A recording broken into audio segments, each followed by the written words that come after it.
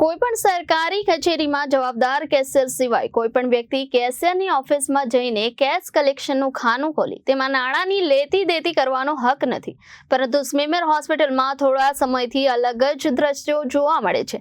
સ્મીમેરમાં bill કલેક્શનની બારીના કાઉન્ટરમાં કોઈ અજાણ્યો ઈસમ કેશનો વહીવટ કરે છે। સમગ્ર ઘટના બાબતે હોસ્પિટલ કમિટી સભ્ય રચનાબેન હિરપરાએ તપાસની માંગ કરી છે। આ મુદ્દે વિપક્ષ દંડક અને હોસ્પિટલ કમિટી સભ્ય રચનાબેન હિરપરાએ મનપા કમિશનરને જણાવ્યું હતું, જ્યારે સ્મીમેર હોસ્પિટલમાં કોઈ ખાનગી વ્યક્તિ કે જેને કર્મચારી કે કોન્ટ્રાક્ટ બેઝના કર્મચારી તરીકે નિયુક્તિ નથી, તે વ્યક્તિ સતત સ્મીમેર હોસ્પિટલમાં રહીને માફી પત્રો ગરીબ દર્દીઓને આપી તેમની પાસેથી રૂપિયા લે છે તેવી જાણ ખુદ સિનિયર આરએમઓ સહિત ઘણા લોકોની છે।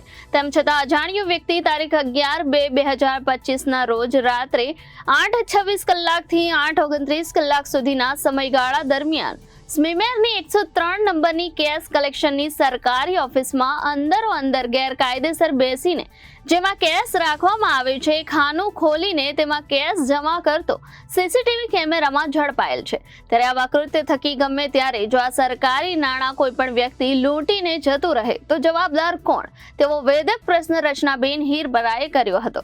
રચનાબેન હિરપરાએ વધુમાં આવા વ્યક્તિને ઓળખી તેમના વિરુદ્ધ પોલીસ ફરિયાદ દાખલ કરી આવા ગુનાહિત કૃત્યો કરનારની વિરુદ્ધ કડક કાર્યવાહી કરવા અપીલ કરી હતી।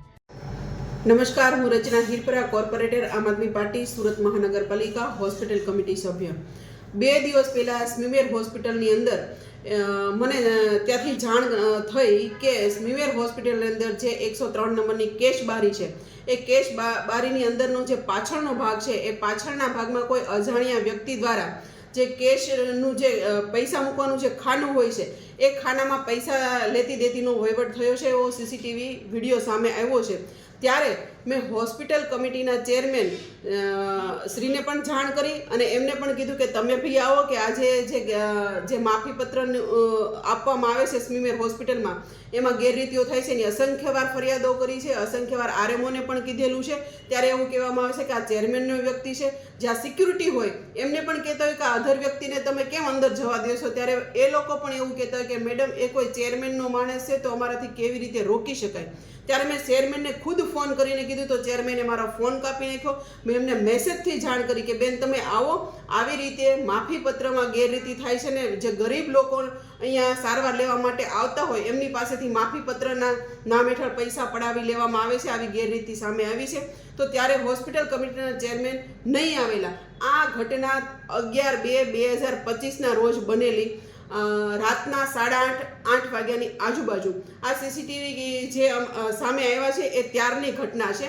તો આજે હોસ્પિટલ કમિટીની મીટિંગ મળેલી ત્યારે મેં રજૂઆત કરી કે આવી ઘટના સ્મીમેરમાં બની છે તો આમની પાછળ કોઈ કાયદેસર કાર્યવાહી કરવી જોઈએ અને આ શખ્સની પાછળ એફઆઈઆર થવી જોઈએ, એમની સામે ફરિયાદ થવી જોઈએ। ત્યારે હોસ્પિટલ કમિટીના ચેરમેન કહે છે કે એ વ્યક્તિએ કોઈનું ખૂન તો નથી કરી નાખ્યું ને, એમના માટે કેમ ગુનો દાખલ થાય? તો હું આપણે વાટ જોવાની કે વ્યક્તિ કોઈનું ખૂન કરી નાખે ત્યારે એમની માથે ગુનો દાખલ કરીશું?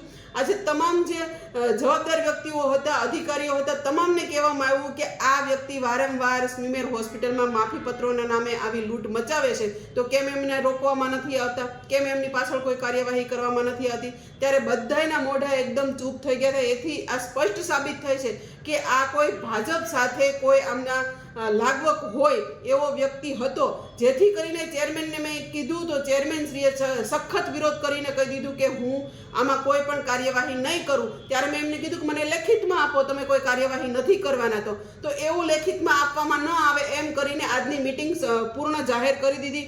તો આજે કમિશનરશ્રીને હું પત્રના માધ્યમથી જાણ કરવા માંગુ છું કે આવી રીતે કોઈ અજાણ્યા વ્યક્તિ કેશ કાઉન્ટરમાં જે કેશ કાઉન્ટરનું ખાનું હોય છે એમાં પૈસાના વહીવટ કરતા હોય તો કાલે એ ખાનામાંથી પૈસા લઈને જતા રહેશે તો એમની જવાબદારી કોણ લેશે? તો આવા જે વ્યક્તિઓ છે એમની પાછળ ફરિયાદ દાખલ થવી જોઈએ, એ બાબતે આજે કમિશનરશ્રીને લેખિતમાં મેં રજૂઆત કરી છે। Bureau report, Janadesh news, Surat.